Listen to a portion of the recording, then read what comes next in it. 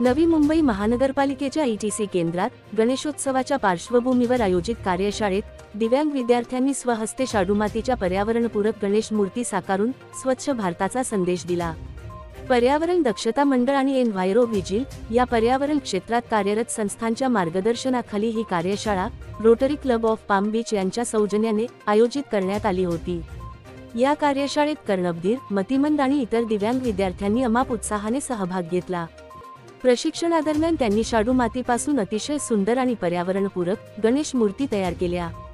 यावेळी रोटरी क्लबच्या वतीने विद्यार्थ्यांना खाऊचे वाटपही करण्यात आले, ज्यामुळे त्यांचा उत्साह द्विगुणित झाला। तर अशाच दुसऱ्या कार्यशाळेत टेरिकोटा मातीपासून गणेश मूर्ती बनविण्याचे प्रशिक्षण देण्यात आले। या कार्यशाळेत विद्यार्थ्यांसह त्यांच्या पालकांनीही उत्स्फूर्तपणे सहभाग नोंदवला। या उपक्रमाने दिव्यांग विद्यार्थ्यांच्या सर्जनशीलतेला प्रोत्साहन मिळाले, तसेच पर्यावरण संरक्षणाचा संदेशही प्रभावीपणे पोहोचला। व्हिडिओ जर्नलिस्ट अथर्व सोबत सुदीप घोलप यांचा रिपोर्ट। पालिका प्रशासन, नवी मुंबई।